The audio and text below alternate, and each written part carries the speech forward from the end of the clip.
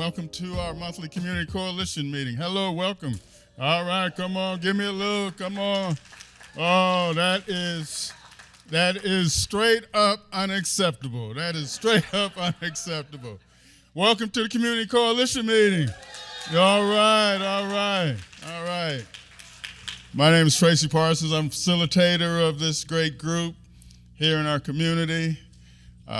Each month, the second Wednesday of the month, 3:30 to 5, we are here in this space learning about all the great things happening in the community, but also learning how we can close the gaps and figure out how we work better together to serve those that most need us to do that. All right, so welcome everybody. So how many first time coalition? Wonderful. It's always great to have new folks. Give them a round of applause. So we deal with a lot of really serious stuff, but we have a lot of fun here, right? So this is a place of love, peace, collaboration, partnership. You know, again, once we leave here and we go back out into our spaces, you know, it's real serious out there. So when we come here, we want to mix it up and really connect with one another. So first on our agenda today, you should have had on your seat, Maggie didn't make it here from public health, did she? U of I student put these.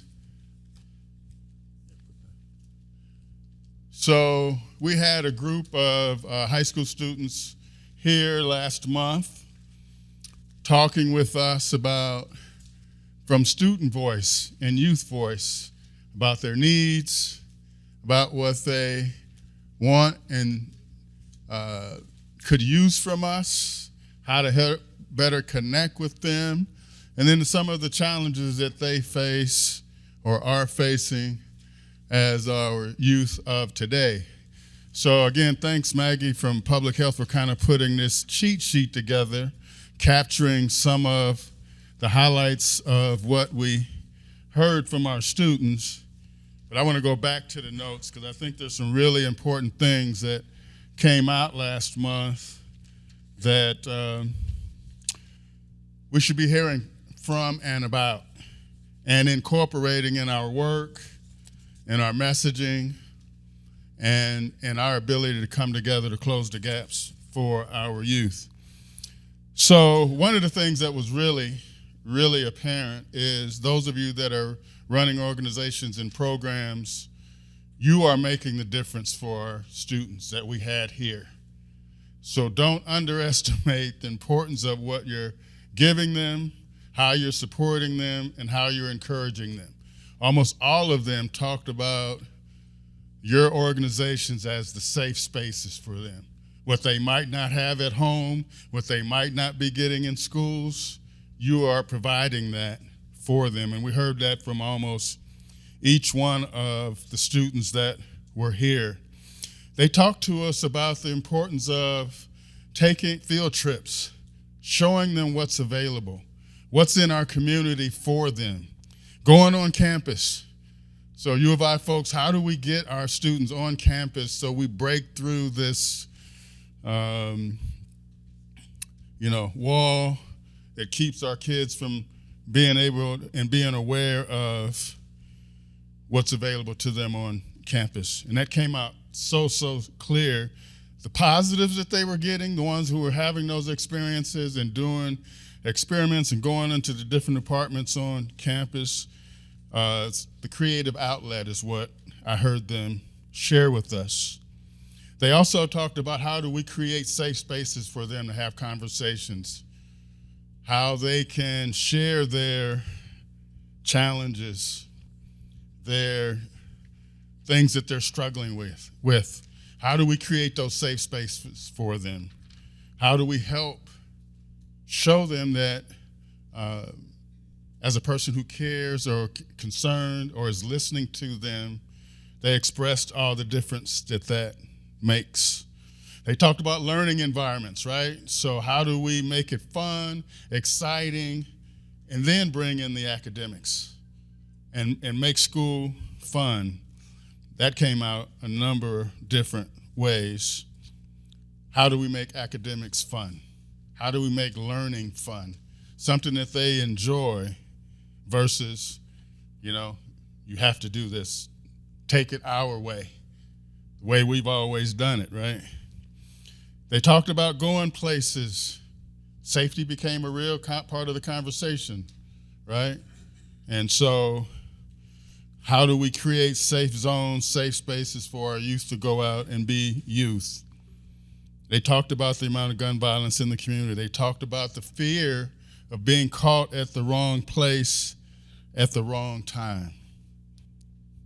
They talked about, their moms and their families not trusting, allowing them to be out into the streets and in the communities, right? Without it knowing that they're going to a safe space. And, we were out in a meeting this morning out in Douglas Park, and just what we've had, the challenges we've had over there in that area. And you think about kids not being able to be in the park, that we all had the luxury and the blessing of being in the park, being kids, having fun, just playing pickup ball, pickup games. And if our kids have lost that or can't have that back, shame on us as a community, as a society. And like I said, I'm going through this intentionally because I think it's really, really important, again, as we move towards summer and making sure we have as much constructive stuff for our students, but also making sure we have spaces that kids can be kids, if that makes sense. All right, so they talked about having help with resume building, applications for colleges and for jobs, needing help with those kinds of things, mentoring. So again, mentoring not only from the programs and organizations that they are participating in, but mentoring from the standpoint of older youth, working with younger youth, and they specifically talked about the need for more Black men in their life. So all of us have responsibility. We all have the ability to connect with someone that says, how can I be involved? What can I do? Well, you can mentor a child. You can spend time with a child. Money. What's the word I was taught? It's not bread anymore. It's the bag, right? So they talked about needing that bag and wanting that bag and what a driver that is for them. So what can we do as it relates to programming and services and supports that puts money in their pockets while they're learning, while they're having fun? We have to be creative as a community to understand the importance of financial support and financial need for our students. So I mentioned a meeting this morning. Tri hosted a meeting, community feedback meeting for adults. And we had a great meeting this morning, right? And we realized, I think if there's the 2 or 3 points that I heard this morning that were very clear is one, how do we continue to inform the community of what we're doing? So we've got a great coalition. We get great information each month. How do we share that back out into the community? How do we communicate? And so we had some seniors there to say, hey, I'm not on the internet, right? So how do we get information to our senior population that's not driven by their phones and by the internet like all of us are, right? And so the other part is, how do we connect better? So there's still too much isolationism, silos for us in our organizations. That was very clear out this morning. And then the need to keep communicating. So they pushed me and challenged me for the coalition. They said, well, why is the coalition not more community-based, right? What can you do? Can you do satellite programming? Can you create spaces in the community that are easier to get to than getting out here to get information to our community? So I heard that this morning, and that's the kind of challenge for all of us to keep thinking about getting out of our safe spaces, our comfortable spaces, out into our communities and out into our neighborhoods. So everyone has been saying to me, what's next on the youth piece? And I want everybody to think and give some intentional thought to how do we continue communicating with our students, with our youth, and how do we do that continually, right? So it can't be one-off. We can't just do a coalition youth speak out, or you do a youth speak out in your organization and that's sufficient. We have to think about how we continually are informing our youth, connecting with our youth, supporting our youth, right? There's so much more.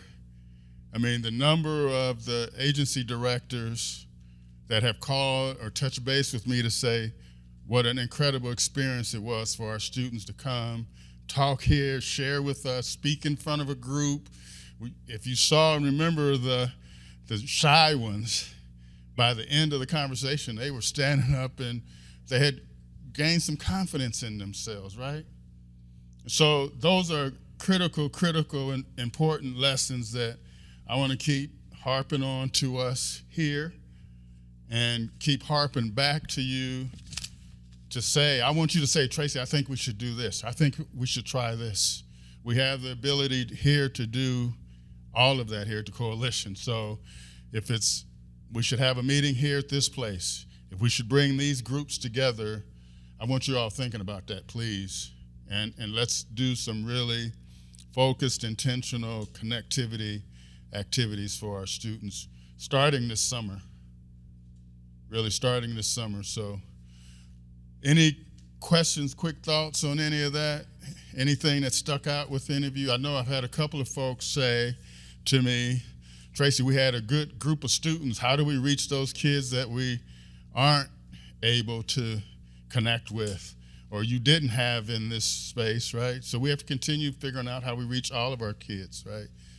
Those ones that are part of the organizations that were here are just as much facing all the challenges as the kids who are disconnected. So we have to really be intentional to connect with all of our students, right? No matter where they are. Yes, ma'am. We need to get a mic, please.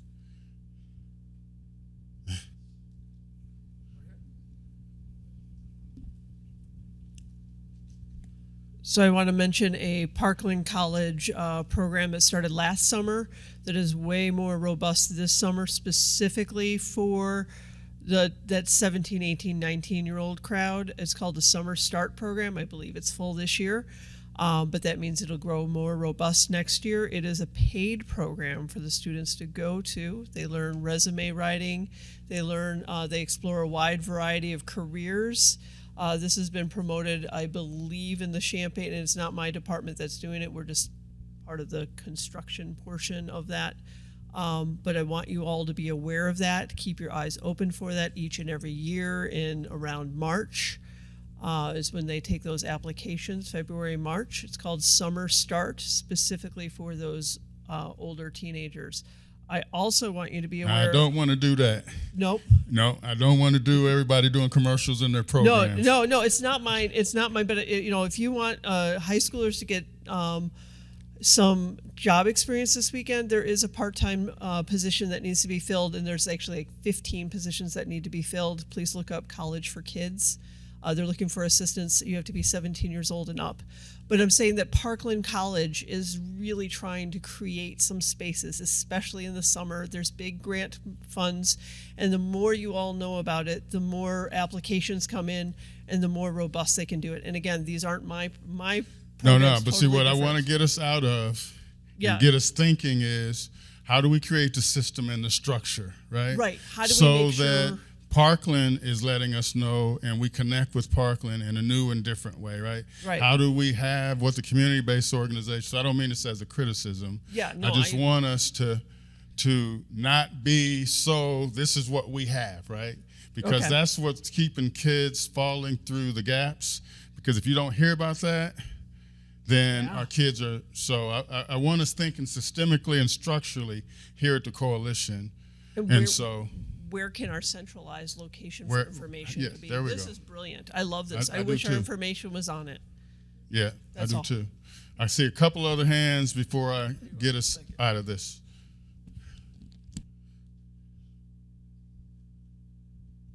Stand I'll up, be quick. please. Hi. Jessica McCann from Regional Planning Commission.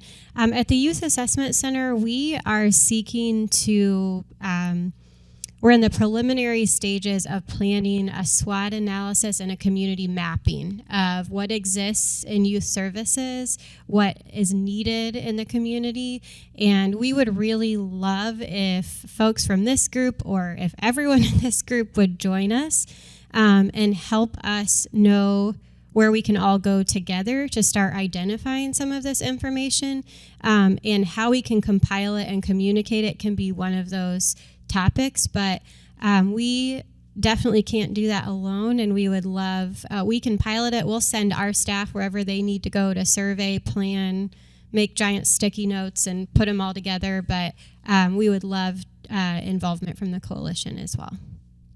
Okay, wonderful. All right, so thanks for that. Let me get on my soapbox with that, but I think it's really important, so I want to keep pushing us on that. So big part of our meeting is our law enforcement leadership, so we're going to bring them up right now to kind of give us their monthly updates.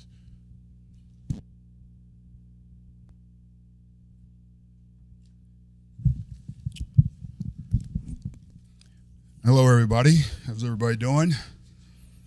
All right, so let me start off with the year-to-date crime stats. Basically, that's kind of gives you an idea of how you're doing thus far. So year-to-date, we are up 9% in violent crime. Driving that is assaults and battery, to include domestics as well. Year-to-date, we are down in property crime, and that gives us a total sum of total crime of being up 1% so far for the year. Now, we made some adjustments with respect to violent crime in the last 2 weeks. That's generally the time frame you have to make adjustments to see whether or not your plans are working. So our plans are working because crime has gone down, total crime 9%. Last time we met, I didn't report out on any shootings, but we have had one since then on April 25th of this year, the 1200 block of Brookstone in Hamilton on the Park. Multiple gunshots, unknown offender, discharged firearm several times outside of the apartment complex. We met with the school there as well as the apartment complex yesterday in an effort to develop some strategic plans to address the issue. We are also coming up with a memorandum of understanding so that those loitering on the property, law enforcement can interface with. The map that you see is a map that kind of gives you an idea of what's going on with respect to gun violence. We report out on gun violence, but it doesn't help if we don't paint a picture. My philosophy is and has always been data. So what you see here is the guns that we've intersected thus far, well, at least to March 6th of this year. Each symbol represents a type of gun or a type of incident, I should say. So thus far, we've recovered 3 stolen guns. We recovered 20 guns that were used in crimes. We seized 12 guns. We recovered 3 guns, seized ammo in a count of 6, and recovered ammo in a count of 3. Now, the reason you do this, by the time you get to the end of the year, you'll have an idea of where your issues are. In addition to that, though, you see the number of times that law enforcement come into contact with guns absent of incident. I want to highlight that because that says a lot about their training. Now, I say that But anytime you introduce a gun into an environment, something could go south. But we've been lucky thus far. I'm going to present this every month because it presents a picture of what's happening. Moving on, had an opportunity to start interfacing with Mr. Tracy Dace of the Dream Academy. Met with his youth group last week. Very bright group of young folk. 15 young African-American men asked me multiple questions about law enforcement in the community. We are now starting a pilot project where multiple officers will go through that school and do some of the same things. In addition to that, we talked about how do we start a police athletic league here in Urbana. We're in the embryo stages of starting that. That will be a first for this region, at least for Urbana. I don't want to speak for the region. And I'm excited about that. Chief Tyler and I attended the police chief conference in Tinley Park, April 26. We had an opportunity to meet with NAACP representatives throughout the state. We had an opportunity to talk about how we worked with Ms. Pearson here, as well as how do we communicate with our coalition here, and what are some of the things we are going to do with respect to partnerships. And lastly, we had a hostage barricade situation this morning, the 700 block of Sunny Lane. We were able to arrest the individual without incident. I want to thank my brethren to my left here, CPD, U of I, the Sheriff Department, for their part in bringing that incident to a resolution without incident. Any questions? All right, thank you.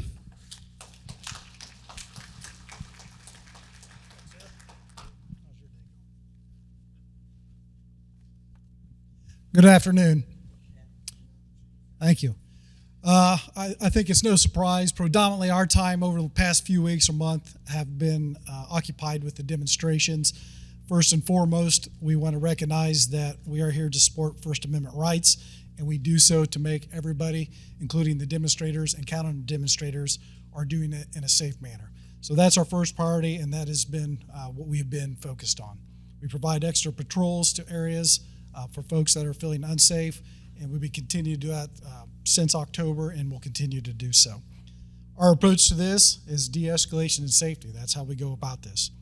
The safety of the demonstrators is paramount, the officers, and the counter-demonstrators. We're continuing to monitor the trends nationwide. This is just not local, as you all know, and we'll continue to do so to monitor for any potential safety risk. And that leads us into Saturday, which is commencement. Tracy, you were talking about folks coming to U of I. If you do not like traffic, I would not come down there Saturday. We have about 20,000 for the main commencement. That goes down most of Saturday. We'll have small offshoot, probably up to 20 commencements there as well. We have got a very robust safety plan in place for folks to come and enjoy. Someone had their daughter graduating? You? Yeah. Okay. Give a shout out. So we're going to make sure that happens. Nice. Good. Excellent. As the summer after that happens, we typically see stuff trend downward as far as activity. We have camps. We have overseas trips where we're meeting with international students. And we also have a lot of summer orientation for incoming freshmen. So that's all going on, but it does trend down. So if you're looking to come out to the U of I, that's a good time to visit campus. A little more parking spaces available and such. And then we got May is Mental Health Awareness Month.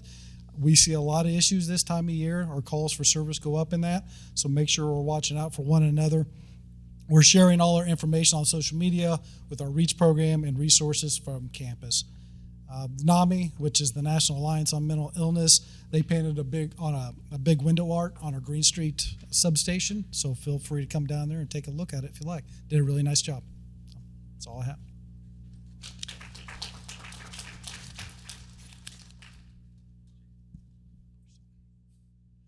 Afternoon, everybody. Dustin Harmon, Champaign County Sheriff. Tracy, I'll be quick. I know we got a busy agenda. This is National Corrections Week, And so if you got a little too close to me and I smelled like grease or hamburgers or hot dogs or something, I spent all afternoon grilling for correctional staff. I'll go right back after this and grill again. So if you see a correctional officer, tell them thank you. Next week is National Police Week. And so we have a police memorial ceremony scheduled for 10 a.m. on Tuesday. That's different. It's usually on Friday.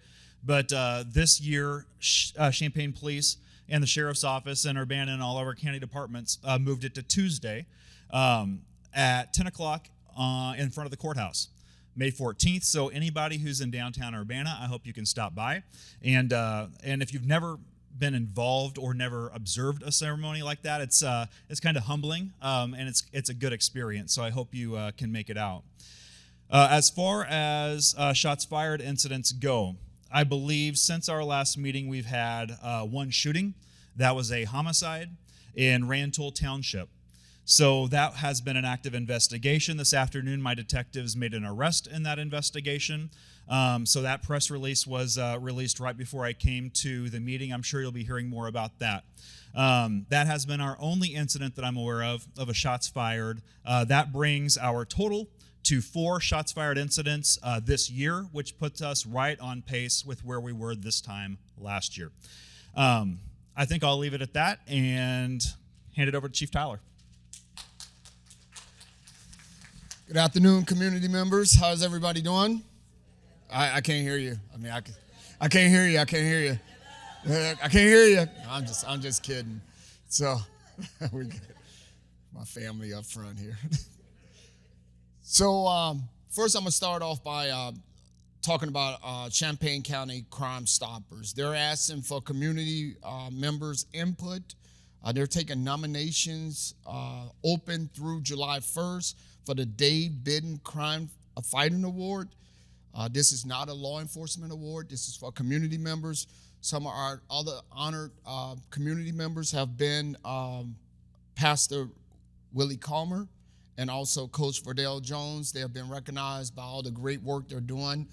So we're asking, this is a great place to ask the great work that you're doing so you can be nominated for this. You will have a monetary award of $500 and your name go out on a plaque and you get a plaque certificate also. So moving on to vehicle theft. So we have been pretty busy. The main thing are the Kia and Hyundais. I've been talking about that a lot. This is a national trend. They are on the internet. They're showing people how to steal the cars. The years are 2011 through 2021 for Kias, 2013 and 2021 for Hyundais. Okay? So if you have one of those cars, you might want to look at it, take a picture of it, hug it, something like that. But if you have one of those cars, come see us. Joe, if you can raise your hand. So we brought some key locks, right, for your car. They're very visual. They're deterring the folks. We have them here, and we also have them at the police department. Just come get them. Come get them, okay? And we will get more. And also, we want you to reach out to the dealers and take your car in. They can do some upgrades so the folks don't take your car. Okay, next slide.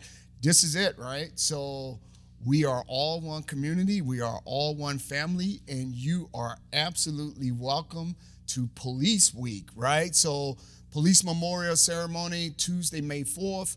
We're all going to be standing tall. Champaign Police, in our 163 years, we have lost 3 police officers. We will be honoring them.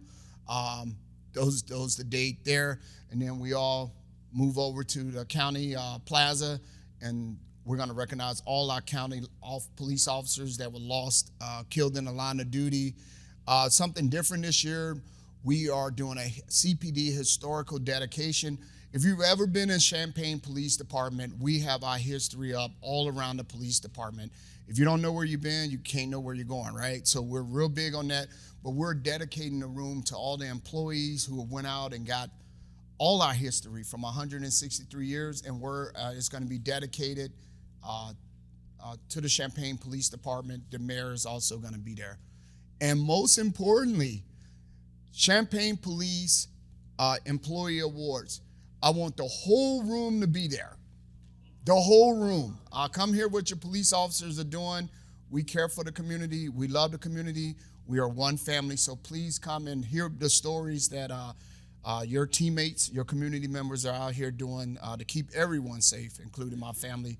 God bless you. I'm proud of you. There's nothing you can do about it.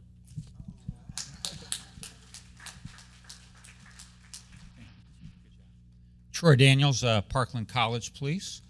This Thursday, we have our graduation. We have hundreds of graduates that are coming with their families. I was there last year for the first time when I joined the department, and it's a very uplifting event. Seeing everyone there smiling and crossing the stage, so we're really looking forward to that. On the 17th, from 5 a.m. to noon, all of the departments are going to have representatives on roofs, Dunkin' Donuts around the community, raising money for Special Olympics. Many special needs athletes around our area are serviced through the donations that come that day, and you get a donut and you get to see us hang out. So we'd love to see you out there at that time. Parkland College has College for Kids camps, all kinds of camps. Biology camp, which is not the camp I would have gone to at that age, but they got biology camp, rock and roll camp, vet med camp, ag tech, culinary, all kinds of stuff. So if you got any kids that are interested and have special interests that they have, look up College for Kids at Parkland College. Thanks, Tracy. All right, let's give our law enforcement leadership one more round of applause. Okay, so Katie DeFinis is coming to talk about the Housing Authority.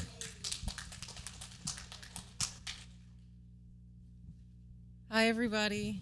I'm so happy to be here. I know my voice will probably shake, but I'm honestly happy to be here, I promise. Okay, so I'm going to be multitasking, doing the slides, and reading my notes.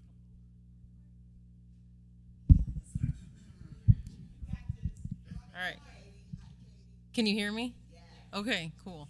All right, so again, I'm Katie DeFonis. I'm with the Housing Authority of Champaign County. I have been in my role not quite a year. Just probably staying closer. Not quite a year. It'll be a year in July. I'll talk a little bit about one of the programs that I'm a coordinator of, but I also do community outreach, and that's why I'm here, and you see me out in the community quite a bit. So here's our vision and mission statement, but I like to summarize this slide with something I just heard yesterday that one of my coworkers said, where it says up at the top, growing and moving forward together.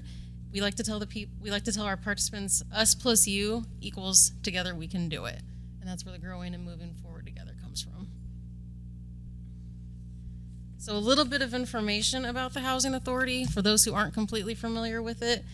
We do serve all of Champaign County, not just Champaign, not just Urbana. We serve all of the county.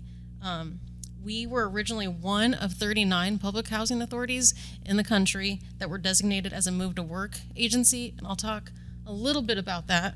Oops, I jumped slides. So I'll talk a little bit about that move to work here in a minute, but we were originally one of 39, and now there are 126 in the country.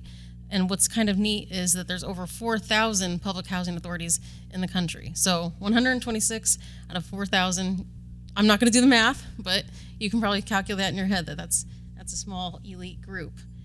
The other piece of information on this slide is that there's 3 types of vouchers that are offered through our agency. So there's tenant-based, project-based, and sponsor-based. In my role, I don't do anything with vouchers, so I'm not completely familiar with it. But tenant-based is where they get a voucher and they basically can they can choose where they want to live. The landlord just has to accept the voucher. And then project-based is where it's a certain property, one of ours probably, where those vouchers are only for that property. The voucher stays there. And then sponsor-based is where there's emergencies or partnerships that we have with certain agencies where there's a collaboration in place to give somebody a voucher. So moving to work, that phrase that I used earlier, what does that mean? So back in 1996, Congress and HUD developed this demonstration program, and this allows public housing authorities to think outside the box when it comes to like traditional like programming and other things that they can offer. And this kind of leads into fostering economic independence. So on that note, you're gonna hear me talk a lot about independence and self-sufficiency here in the next few moments. But staying on the moving to work note, there are 3 statutory goals. So that's reducing cost, offering incentives to encourage self-sufficiency, there's that word, and then we also offer housing options for families who are low income. And it's because of this flexibility that we're better able to serve our residents. So with Move to Work, there are some requirements, and this is actually one of my roles too, myself and my coworker. So when people are not in compliance with the Move to requirements, that's when we get a hold of them. We just try to support them, figure out what we can do to help them get back in compliance. But the key factor here is ages 19 to 54, heads of household or adult household members, they have to be working at least 15 hours a week or going to school full-time, and full-time is based on the institution. So here's our list of populations that we serve. I mean, you guys are probably pretty well aware of it, but anybody that's low to moderate income would fit in that category. And then this slide, we are more than just housing. We offer a whole bunch of programming, but the main program that I'm going to talk about is the SHIFT program, and that again goes back to the self-sufficiency piece. Just give me a couple more minutes of your time. So SHIFT, again, I'm one of the coordinators. My coworker Kenyatta, you may have met her in this capacity before. We are the coordinators of this program. It's the Family Self-Sufficiency Program. So SHIFT doesn't stand for anything, but it's that shift in mindset to self-sufficiency. So a couple things to note about that is that there's no application process. We assign the alphabet. I have A through L, and then Kenyatta has the second half. So people just reach out to us if they meet the criteria, which is basically they have to have their voucher for a year and be in compliance with those Move to Work requirements. But they sit down with us, they come up with goals, and then as they achieve those goals and other milestones, which you'll see on here, they have the potential of earning up to $34,000. It's a 5-year program, and the $34,000, there's that caveat where, that's start to finish, and everybody has different goals. But the potential is there. So Tracy heard in a meeting on Monday, a couple of things that are really cool to note is I just recently had a participant who graduated from the program. She got a house dedicated to her through Habitat, so shout out to Habitat. But upon graduation, she was cut a check from us for $10,000. And $4,000 of that was because she got a house while still, she gave up her voucher, she got her house, and she got $4,000. So again, that potential for $34,000 is huge. Another thing, I've had 5 people in my time with the Housing Authority. They've improved their credit score. It has to be by at least 50 points, but that's $1,000. That's right there in the middle. That's one of those goals or incentives that if they achieve that, we just need proof. So take a snapshot, Credit Karma, send it to us, and then they get that $1,000. The other couple key pieces of information is they can't touch this money until their time on the program is up. So we're not like my coworker always says, we're not an ATM. There are interim disbursements that can be available, but it has to be like for basically anything that makes them more self-sufficient. But otherwise, they don't touch the money until they complete the program. So this is our whole department. It's not everybody in the whole agency, but our department is the MTW, Move to Work, and Client Outreach. So myself, Kenyatta, our director, our assistant director, and then we also have a supportive services coordinator. We're also on social media. Any questions?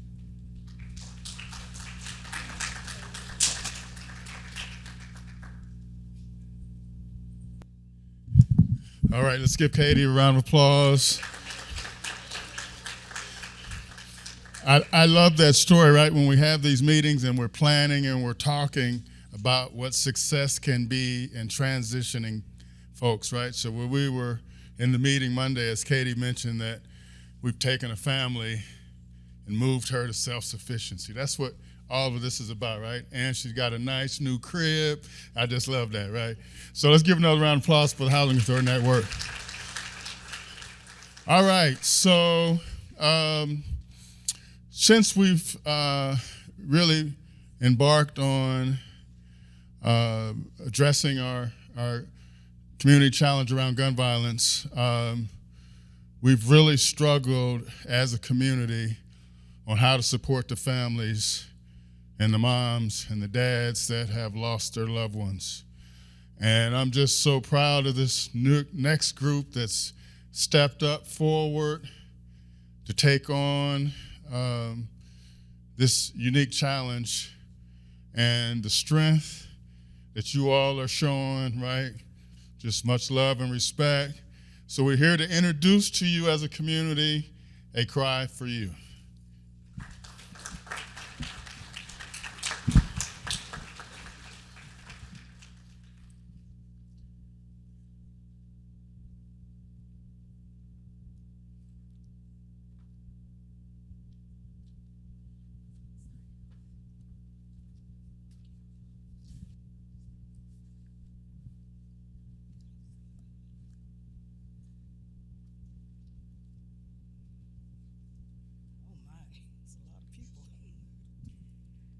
Good afternoon. My name is Yvonne Miller, and I am the founder of A Cry for You. One of the things that I don't wish on anyone is for you to be a part of this group. We are a group of mothers who have lost our son and daughters to gun violence, and although the statistics show that it's gone down, we still have to live. So right now I want to just introduce a couple of the moms here, and we'll go from there. But my son was Christopher Kelly, and I lost him in 2020. My name is Denitra Harris. I'm from Urbana. My son is Terrius Pettis, and he was the 15-year-old on Philo Road.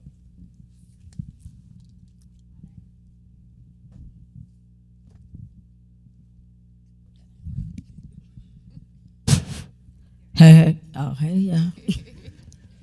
My name Angela O'Neill, and my son was Jeremy O'Neill, and he was taken from me October the 19th, 2015.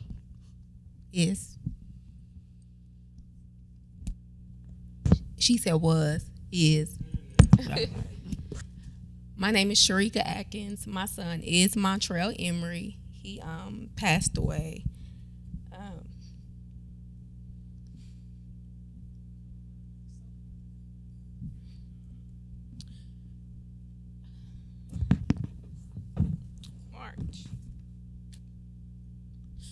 March of last year.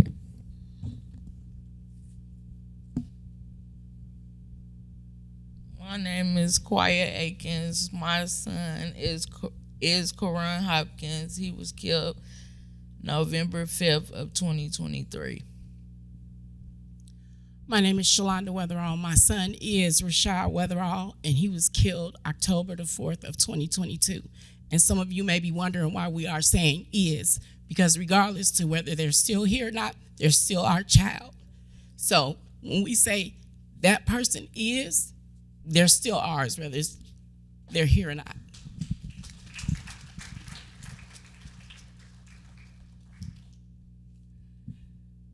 We couldn't have made it this far without Sean Williams and Katina Wiltshire.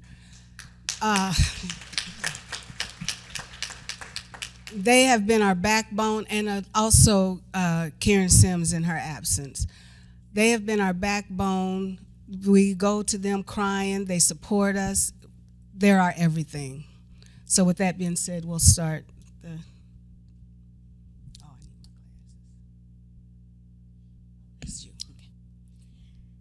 I am one of the facilitators with A Cry for You, and I have the opportunity to spend my Tuesdays with this group of amazing moms, and we have an opportunity to really focus on healing together individually as well as collectively.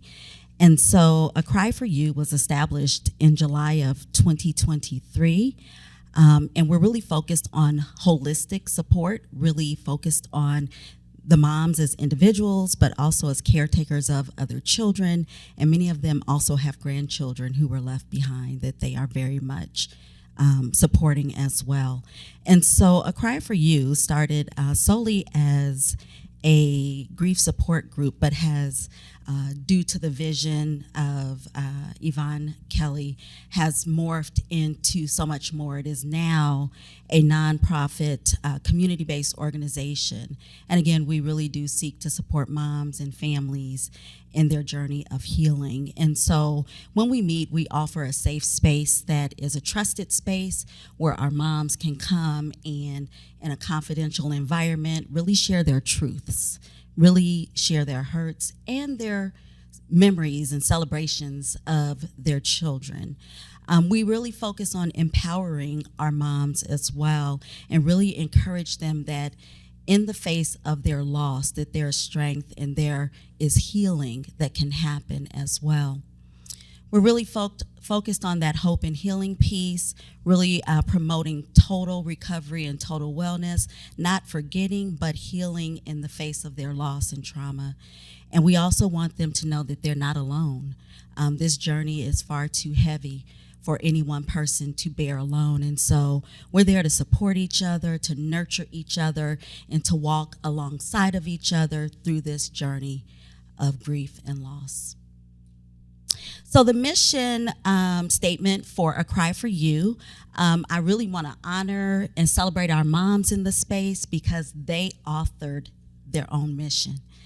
And it states to compassionately provide support and comfort to mothers and families who lost children to gun violence and to advocate for a better Champaign County community that is caring and just.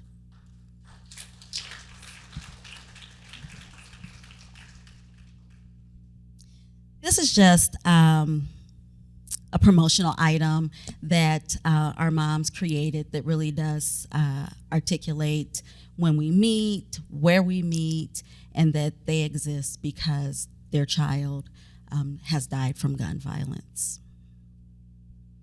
So a little bit more about the structure of A Cry for You. Again, we meet, it's approximately 16 moms, and that's kind of the core group that gets together regularly in terms of the process. We meet weekly in person at the Tri office. We do have additional meetings as well on an as-needed basis. For example, if we have a guest come, we've been blessed to have guest visits from our own Chief Tyler has come and really answered questions that many of our moms have. More recently, on Easter weekend, our state's attorney, Julia Reitz, came and spent time with us. She broke bread with us and really talked to our moms in a very real sense. And so we are really blessed that we are beginning to receive the support and be wrapped around from many of our elected officials as well. And so beyond the weekly meetings, we also have daily communication. We have a group me, we have a text group where what you see up there is something someone posted the other day, because we encourage each other. Everyone chimes in, and we really do celebrate each other on a daily basis.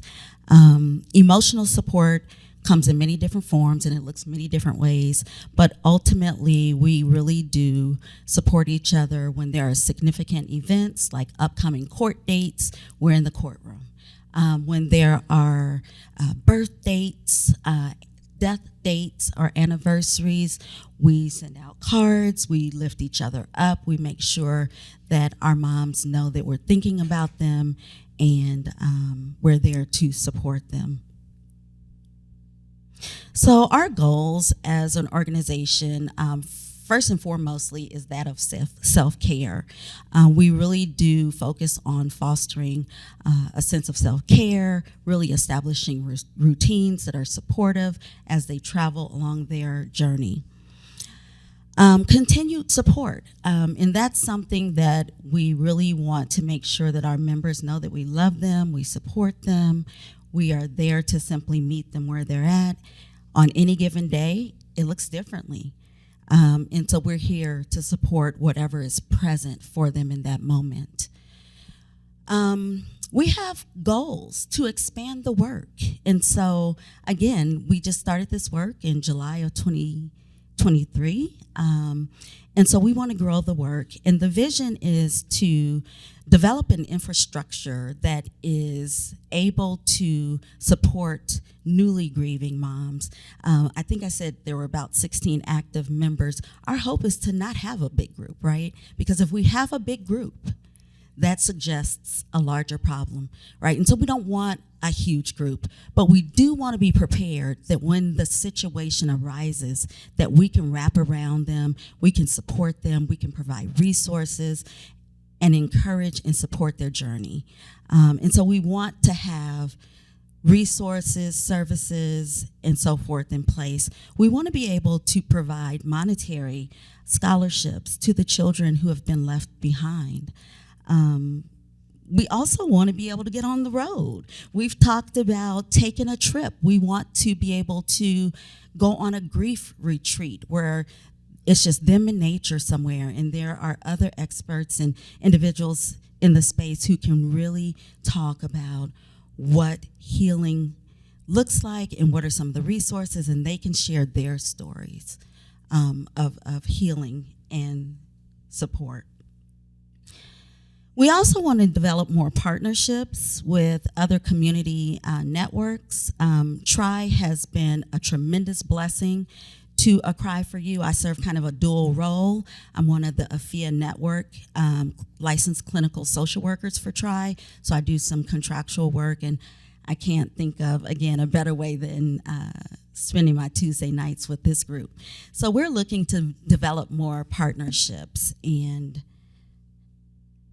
we want to talk a little bit about why we are here today. And so I am going to hand the mic over to Yvonne Miller.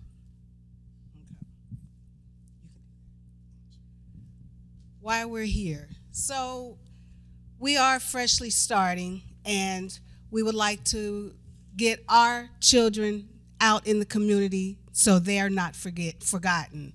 So what we want to do is sponsor a Sons in Heaven gala. With that, oh, I need my glasses, hold on.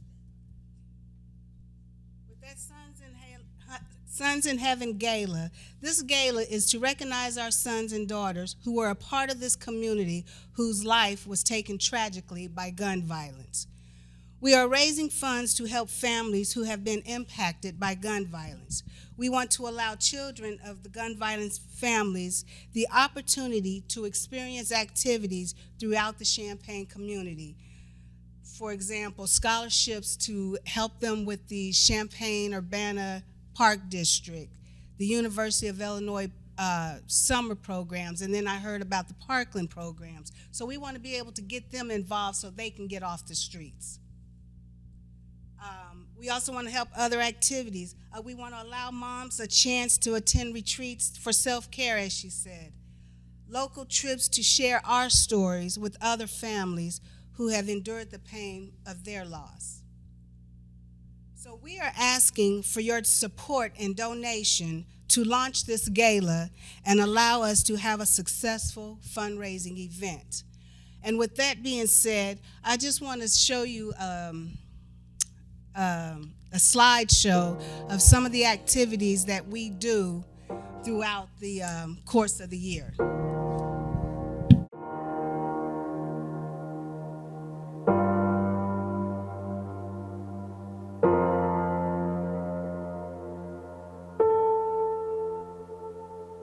I still see you in the places we would go, like your face is painted on the walls.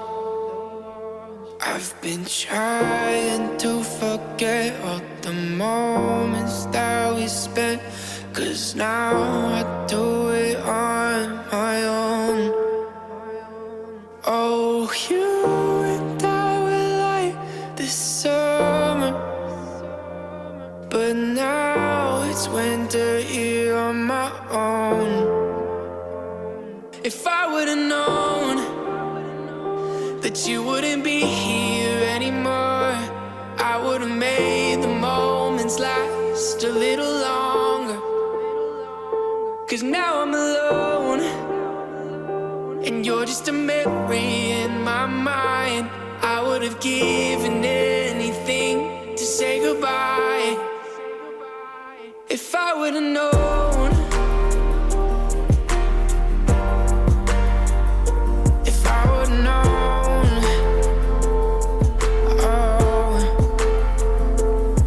oh, I remember how we would laugh all the time, but now you're not around, and I'm just trying to find something else to fill the empty spaces you left behind. But nothing ever seems to work. I've been thinking about the things that you used to say, even not around. You're in my head every day, but it's fine, I don't mind. I promise I'll be okay.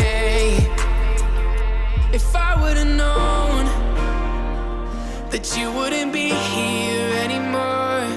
I would've made the moments last a little longer. 'Cause now I'm alone, and you're just a memory in my mind. I would've given anything to say goodbye. If I would've known, if I would've known, oh,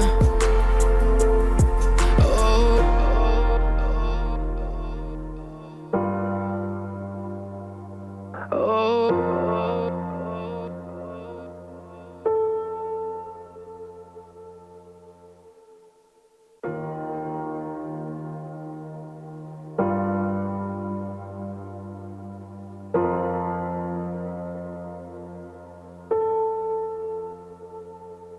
I still see you in the places we would go, like your face is painted on the walls. I've been trying to forget all the moments. So that is all the memories that we have. We can't go and hug anyone. This is all we got. So we are just asking for donations so that we can get this started. You can reach out to me, Sean, or Katina. This QR code is the PayPal that you can send your donations to. And we thank you very much for allowing us to come and share our stories, our vision. Again, we don't wish this on anyone. And that's all I got. And one thing I want to leave you with, that we leave every night when we leave our meetings, we always let us know that grief only exists where love lives first.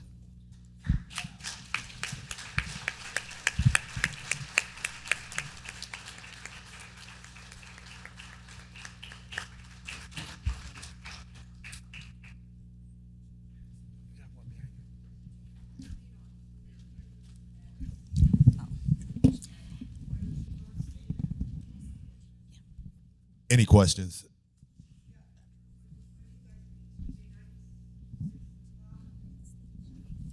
So they meet Tuesday nights at the Tribe Building, and what is it? 102 North State. So, yeah, it's a church there. Okay, so thank you. Let's give them another round of applause. Great work. Much respect. So when I first met with Miss Yvonne, I told her we were going to make this happen.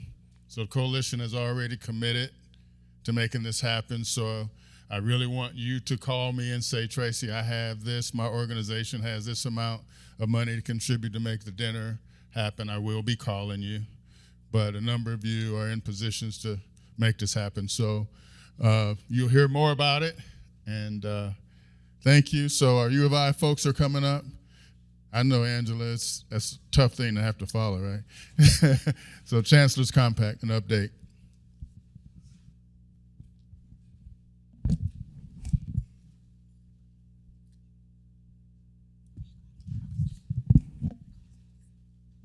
My condolences to the mothers who've lost their sons. I know everybody in the room knows one of them or some of them, and even the mothers. It's hard to stand up here. But we know in your loss comes purpose and opportunity, and thank you for being selfless and lending that opportunity for somebody else to keep their sons and their daughters. That's big of you.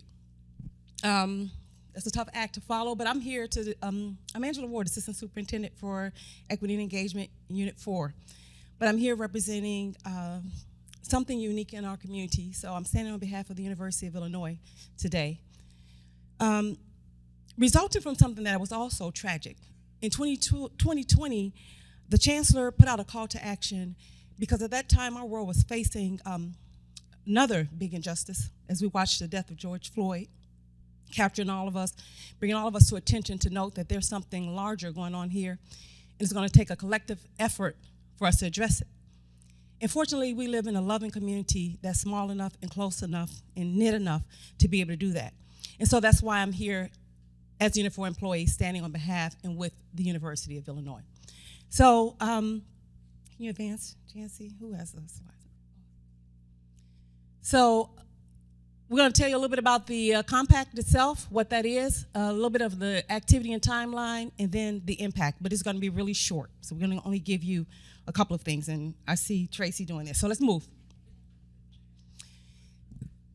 So there are 6 areas that when the chancellor called us to come together, he asked for a collective effort for the community to come together and for us to bring all of our resources and to be place-based and to have safety as a backdrop, and to communicate about ways that we can be impactful neighbors, just like the group before us.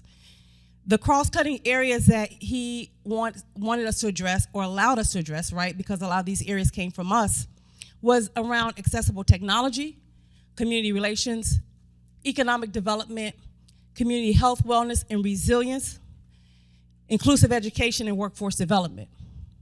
Really the backbones of the things that usually ails a community, those 6 areas.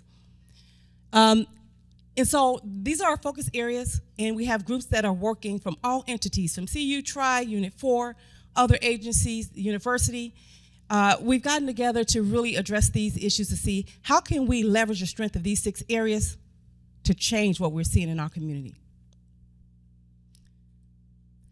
Here are a couple of highlights we wanted to bring you, because some of you all have heard about the compact, so we don't want to belabor that point. We want to tell you about a couple of good things that we're seeing. I want to talk a little bit today about the Teach Academy. The Teach Academy was one of the inclusive education areas, and we came together to really brainstorm how are we going to get all of our educators from Champaign, Urbana, and Rantoul, because we're one community, right?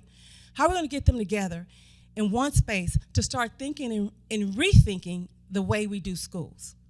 So one of the first things that we put up and put together was an academy, which is a 3-day interactive experience where we can let all of the divides that exist from the streets and the barriers and the separate districts move out of the way, and we can get together in one space and really engage in conversations about instructional practices that will strengthen the lives and opportunities of our students, with a focus on educational justice, equity, and inclusion. So we came together on Springfield Avenue in July. We had 3 keynote speakers. Ironic, we're talking about Black boys, because our first keynote speaker was Dr. Alfred Tatum. If you've never read any of his materials, his book is called Teaching Reading to Black Adolescent Students, Young Males. He started off talking about his journey in Chicago with young boys and how he asked them questions like, what are you going to do in this space, in this universe? And the boys were like, what do you mean by universe? Because you have these kids that are in this space and they're occupying this space, and they have not even had a chance to know their life choices before they surrender them. And so we had that deep conversation, and then we went on to day 2, and we talked about this thing called algebra, right? Because we're in education, we got to teach kids algebra in the face of all the other things that are going on. And we flipped the way we were doing classes and the way we were doing instruction. So we had about 120 people at whiteboards. Instead of sitting down, taking notes, mapping out, solving problems, and looking over and say, oh, that's how you came up with that. I came up with it different, or that's why I'm getting stuck. Changing the way that we instruct in our classrooms. I can tell you that we've seen impact already. I'll tell you a little bit about that in a second. Our afternoon breakout sessions allowed our teachers to get together and make sense of what was happening in the Teach Academy and what's happening in their classrooms, and what the literature and the people that are experts are saying about how we're going to move our students forward in this space called school. You can advance? Trying to keep up with my time here. So we have about 23 elementary teams from all 3 of our districts. 19 of our high school and middle schools are receiving coaches from the university that are going out to say, this is how we change things up. We also have book studies around building thinking classrooms, because long gone are the days that people are going to be able to sit for too long. We can't hardly sit in here for too long, so let alone the students, right? So we have building thinking classroom book studies. We also have engaged more than 100 administrators in the same conversation, and I am proud to say in Unit 4, we've already seen results. If you don't know, algebra is a gatekeeper for students getting out of high school. And so what we've been able to know is that one of our high schools, they flipped all of their algebra classes where we were seeing a bottleneck. And we have marked improvement in every last one of the Algebra 1 classes. And so we had other schools start to visit. And we also had rural districts ask, how can we be a part of the change that we're seeing? Because we don't have them sitting down being robots, just copying. We have them really changing the games around algebra and math. And that's what the Academy is about, to get the teachers together and let them be pushed to change it up for students. On our last day, we had Patrick Briggs that talked about AVID. If you haven't heard about that, it's a system of support that allows us to get kids out of schools, out of K-12 schools and into college. We had our first Ivy League student accepted, if you saw the front page of the news. And we had 17 students that brought in over $2 million worth of scholarships, 9 of them $500,000 each. See, the goal is to open pathways, dismantle the barriers, and change the game for our students. And so Urbana is also going to be implementing AVID, and they've already started. We share a lot. We share a consultant between 2 districts. And so a lot of that work we talked about as well at the Teach Academy as a result of us saying, these are the things we need, Chancellor, to change the game. And so the university has helped to facilitate that. This is round 2 this year. And you're invited to be a part of that. You can hear our keynotes. If you haven't heard Gloria Ladson-Billings, she was on 60 Minutes. She is the foundational guru of anything and all things culturally relevant as far as classrooms.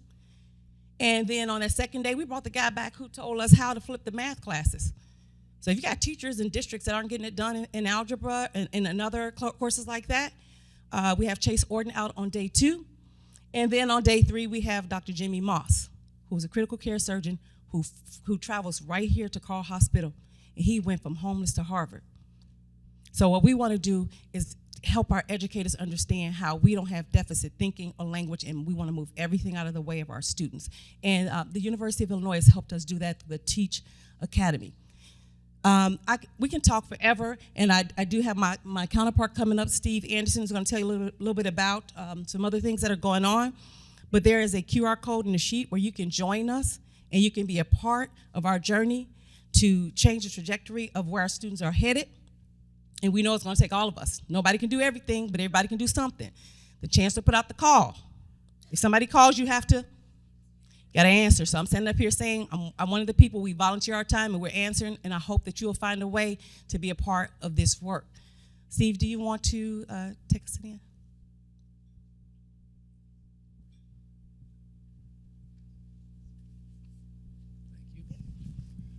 Thanks, everyone. I see Tracy is already nodding his head. His happiest was when he said I was going to go quick. So I'll go quickly.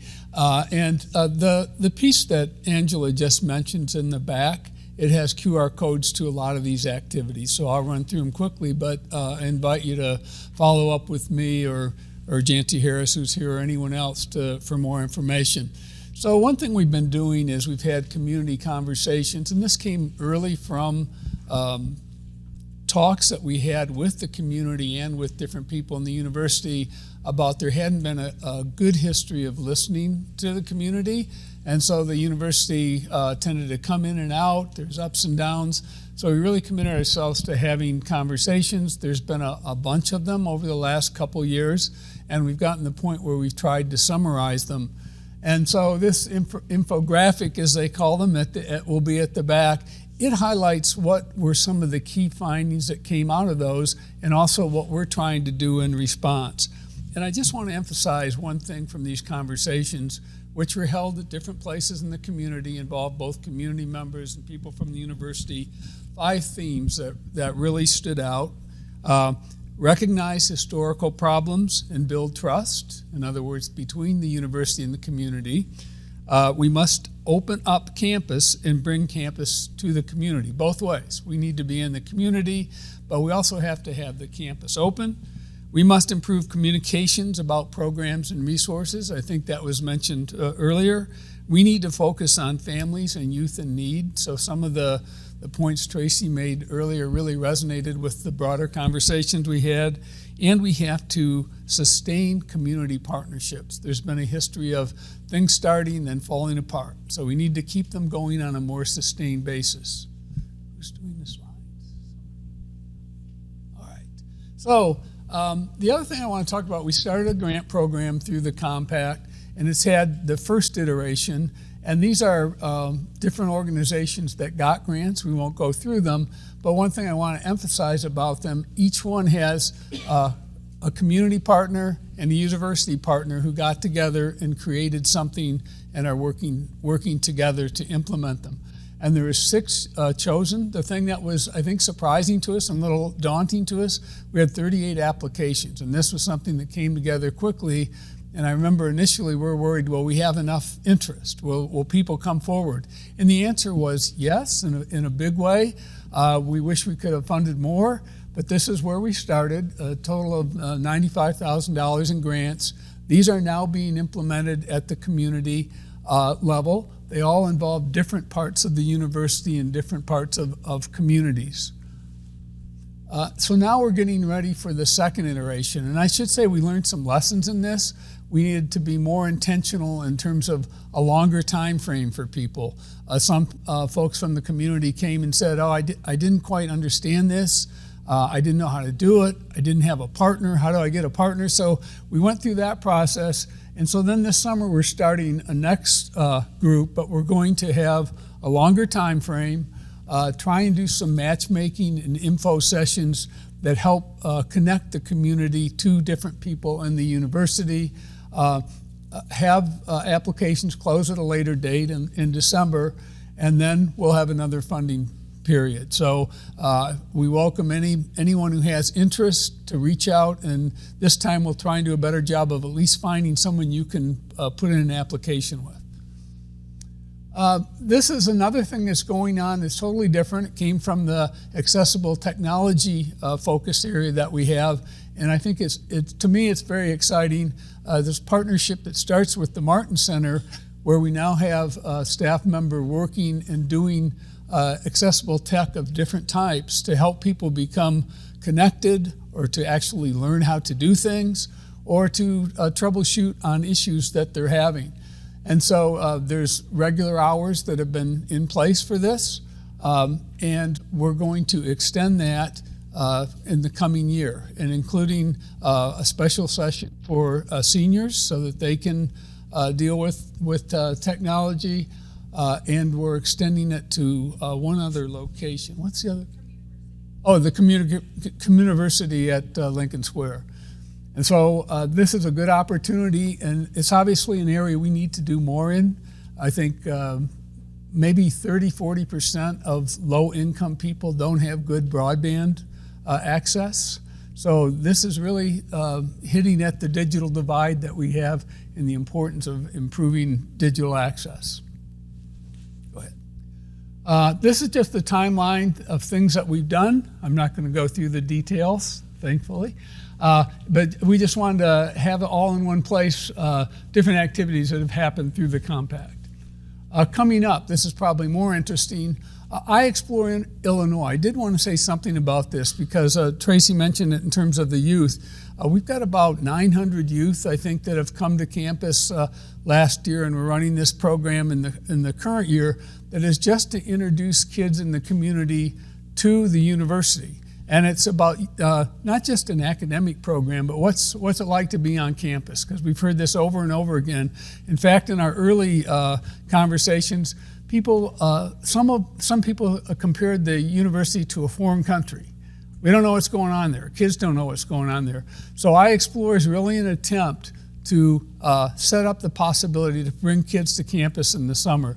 So if you know kids that are interested in this, certainly reach out to us. This is a program that's getting bigger, and I think that we have the capacity to keep it going. The Teach Academy has been mentioned, the community tech office hours, that's the accessible technology. In the fall, we'll have a campus community convening where we invite the community to come in and in a broader sense talk about what we're doing and what else needs to happen going forward. And we can move forward.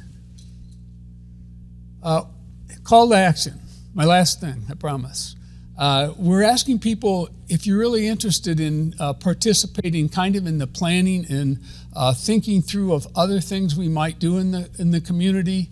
We really invite more members. This is an operation that people come in and out of. People volunteer their time, and we've had a lot of great volunteers from all different parts of the community and the university, but we're always looking for people to participate. So certainly if you see an interest here, come forward and we'll be happy to work with you. And thank you. All right. So last month I got you out of here 15 minutes earlier. I need to call 10 minutes of that back today. All right. So Donna Tanner Herald, if you would stand, please. We are having Black Mental Health and Wellness Conference Part 2, October 26th. So you will be hearing more and more about that. Robbie and Nicole, will you stand? We are doing our Stop the Violence support for our veterans June 1st at the Elias Center in Urbana. Stop the Violence, working with our veterans. Where's my cheat sheet? We are ready for summer initiatives. These are key projects. Our partnership with the Mental Health Board, Don Moria Boys and Girls Club, and the Community Coalition. So if you've got and you have a creative summer initiative project you want to do, working with young people, working in the community, please let us know at the Boys and Girls Club or let me know. We are starting that process. And then is Shannon still here? So Shannon is here from Probation and Court Services. They've got flyers on the back. They're doing hiring. They need folks in the detention center, youth detention center. We're looking for about 6 males, right? We need some black males, so we know there's criteria and conditions for that. Did Joy make it in? Come on up, Joy. So I need about 10 minutes for Joy to come up. She's going to talk to us about fire safety. She's working with Champaign Fire, but it's relative for all of our community. So, Joy Sheehan. Do you want me to come back another time, or do you? I want to respect everyone's time, so go for it. Okay, that's my boy, and that's what I'm here to talk about today. And all you moms, my heart goes out to you. I'm still shaken from your story and being up here, and I'm so thankful you have each other. My glasses on real quick. So my purpose in being here today is to personally talk to you about fire prevention, safety planning, and the importance of smoke alarms. Saturday, March 26, 2016, it was a day like no other. We lost our boy Christian just 2 days after his 23rd birthday to a local house fire here in Champaign. It was a normal Saturday. You sleep in, you do your routine, you go about, but I knew something was wrong. Went downstairs, couldn't find my husband anywhere. 10 seconds later, the phone rings, and he said, Joy, I need you to get in the car, stay calm. There's been a fire. It's Christian, and it's not good. So I'm here to ask you, what does fire prevention mean to you? How many of you have really thought about this and dedicated some time to fire safety and planning? It wasn't until I got hit in the face of the reality of losing my boy that I was forced to think about this. I now know way more details than I ever wanted to know about fire. So here are a few facts that I want to share with you and that I've learned from all my experiences and reading reports of Christian's death, the morgue, and the fire department reports. 1, did you know fire is fueled by oxygen? Seems simple, right? And you probably know this. But let me explain how I know now this to be true. My boy took an Uber home the night of his fire. His Uber driver was the last one to talk to Christian. The Uber driver happened to be one of Christian's buddies that he hung out with, went to Franklin School with, DC, and said, let's hang out sometime. He dropped Christian off. Christian told him he had to work a double and he was going straight to bed. Christian always would sleep with his bedroom door closed at home. But later that night, when one of his roommates got home, knocked on Christian's door for an extra blanket, must have left the door open. I don't know. Remember, fire is fueled by oxygen. That Saturday night, the first night, the reality of knowing my boy wasn't walking up the driveway, I couldn't sleep. I knew it had to be a nightmare. I decided I need to go find my boy. You mamas ever feel like that? You're going to go find your boy. So I went to his house where the fire was, and it was still dark. His house was all boarded up, caution tape all over. I kicked in the door to get in. I was going to find him in his room. As I walked in the house, it was dark. My flashlight on my cell phone, I was using it to find my way around. And I could hear the crunch of all the ashes, like under my feet, and the smell of smoke made me want to throw up. Then in the living room, there was this huge hole in the ceiling. Later, I found out that's where the firemen released the flames and the smoke to go through the ceiling. Made it to his room finally. I could see exactly where the smoke started at the top and how it just filled his room and went lower and lower and lower. More evidence to me, probably. His door was left open. The fire, fueled by his oxygen of his room, filled him up first, and that got the brunt of it. Interesting fact, his one roommate that didn't stay home that night, his door was shut. His room was perfect. Not one ring of fire could I see on his walls. So, close your bedroom doors at night. This will give you a few more seconds to escape because fire is fueled by oxygen. So here's another fact. Did you know when you're asleep, your sense of smell shuts down? You won't wake up because you smell smoke, right? I used to think, well, if we had a fire, I'd smell smoke. No. So according to the reports, they think that maybe something startled my boy to wake him up. Again, his door was probably open. Maybe a lamp fell. Maybe he heard the fire, the noises. And then in the report, his roommate said if it wasn't for Christian, he wouldn't have gotten out. Christian woke up and yelled, "Fire," to alert the other two people in the house. One got out, my boy didn't. So, one other thing. So don't be naive to think that you will smell smoke at night if you fall asleep and your house starts on fire. Another fact, get low and drop when trying to escape from a fire. Get out and stay out. Because, right, moms, if we thought our kids were in there, we're going to go in there too and get them out, right? No. Have you actually thought about why you get low and drop? This is what I now know. It's because heat, like smoke, rises from the top and comes down. And it just keeps filling up. Again, like a box, right? But this time add intense heat along with the smoke. I went to one of the fire training courses that Champaign Fire has, and they have a training center here in Champaign, and I got to experience firsthand the feeling of heat, breathing, and the smoke. And can you imagine how intense it is?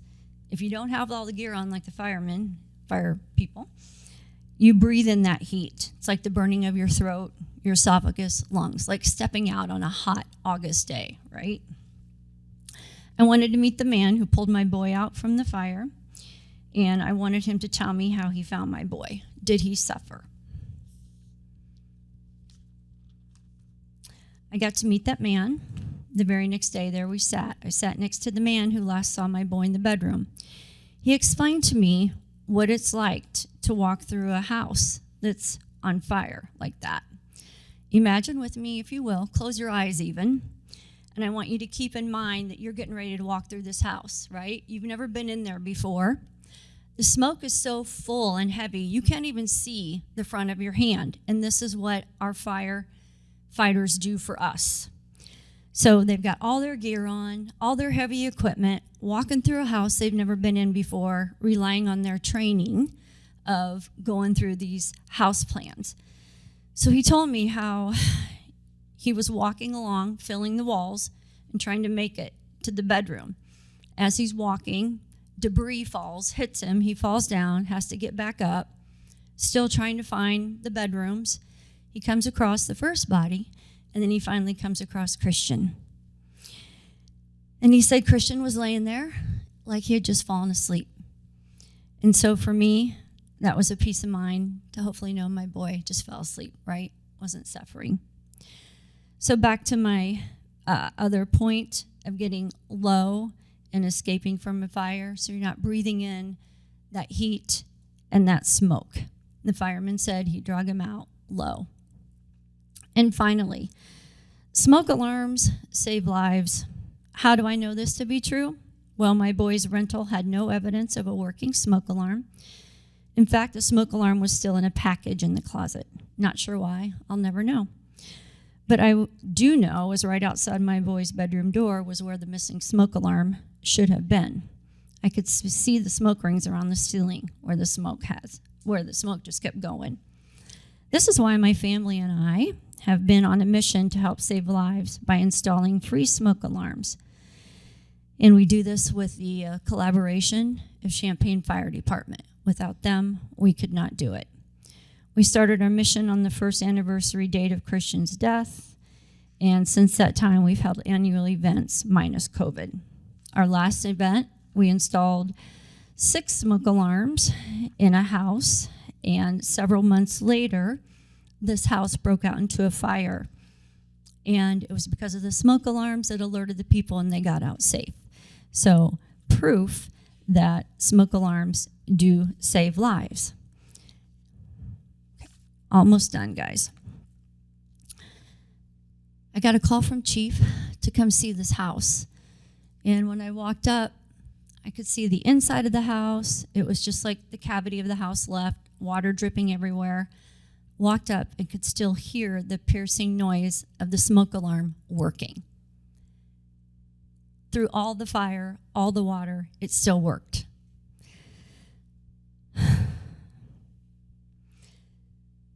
Sorry, everyone. So again, smoke alarms save lives. A very small price to pay in comparison to a fatality. It's $55. What a smoke alarm costs. Okay? So our smoke alarm events have been very instrumental, in our healing through pain. It feels good to give back to this amazing community who has given our family endless support. Very fulfilling to know that we installed 6 alarms in that house, and we have met some amazing Champaign Fire Department people, city people, and all the volunteers who have helped us put this event on. Thank you for the opportunity to share. I leave you with one thought. If fire broke out tonight while you were sleeping, would you get out alive? Do you have a plan?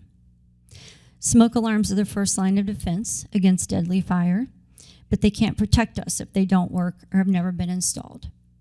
If you have an alarm, test it at least once a month, replace the batteries every year. If your alarm is more than 10 years old, install a new one.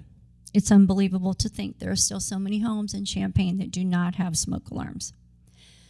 And so I'm here to ask you, would you please consider volunteering your time, joining our family, along with the Champaign Fire Department, to help us install free smoke alarms and carbon monoxide detectors at our next Christian Sheehan Smoke Alarm Blitz, May 18th, and we will meet at the Douglas Center starting at 8 a.m. And if not, if you could just please help us spread the word that smoke alarms save lives. Thank you.